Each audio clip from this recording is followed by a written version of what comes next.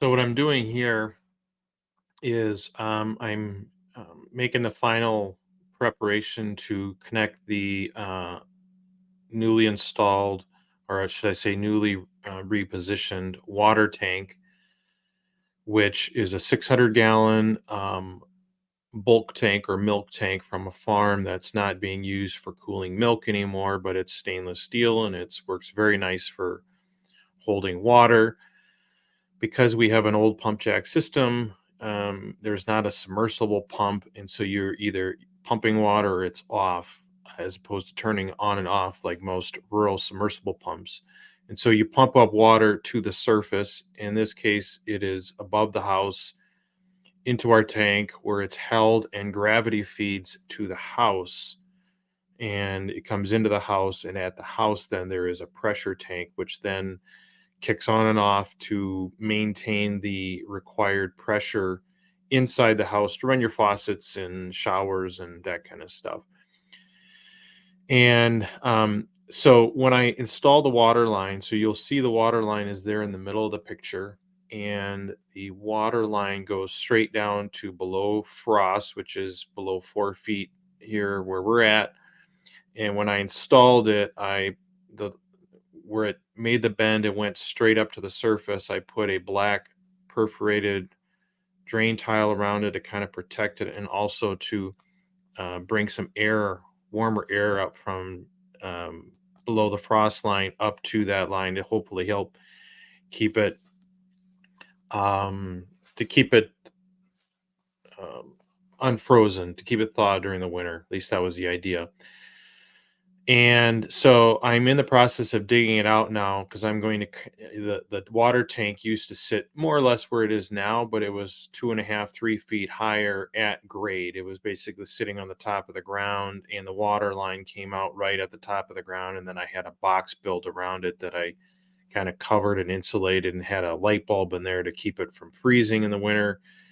Now I'm dropping it down. I'm going to build a box around it, insulated with a top on it. And again, I can still put a heat lamp in there if I need to, just on real cold nights in the winter to keep it from freezing.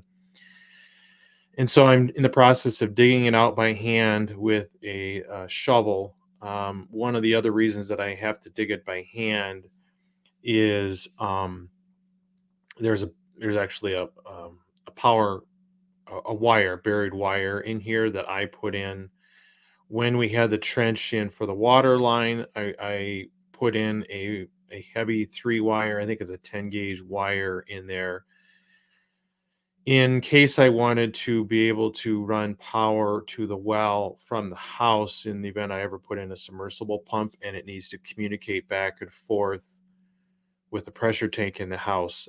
Right now, I don't need to do that. The well is on a timer from a different power source. And this wire actually is used to take surplus power from the 60 amp service that is going to be in the new shed, and it actually runs it down past the house and then out to the barn, so we have lights and stuff out at the barn.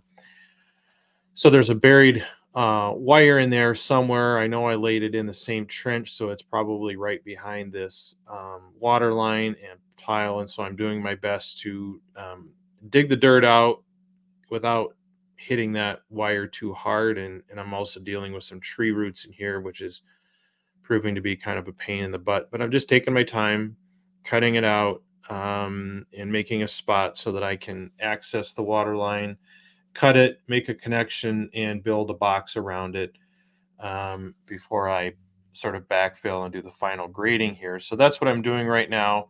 Right now, I'm right in the area of that power line, so I'm just kind of taking my time and being careful. The cable is pretty tough, and the insulation is pretty tough as long as you don't really jump on it with your shovel. So I'm just kind of working my way through, trying to get to it. And I couldn't remember how close it was to the water line, so I'm just being careful. And I'm going to go ahead and I'll fast forward it a little bit here, kind of get closer to um, closer to revealing the wire and doing the final clean out. So I'm getting real close to it. I may have seen the wire by now, I'm not sure, but I'm right right now I'm right in the area of that wire, and so I'm just trying to get that dirt, dealing with the tree roots, trying to clean it around it. Yep, I found the cable. So here I'm just bringing the camera up, and there you can see I have the power cable in my hand there, and I'm just kind of using my hand to get some of the dirt around it.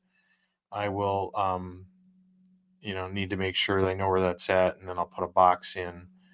Not sure if the power line will go through that box or if I'll put the box in right next to it, but that's that. So anyway, I thought you might find that interesting and also help understand how our water system works. And just so you can see, what's on the screen now is this is our temporary water tank. Each one is like 125 gallons. I'm pumping into it, and I just have a line running to the top of the water line from the bottom of the tank, that will just be there until I get the final connection made to the big tank. And then our house water will then be entirely over to the bulk tank system.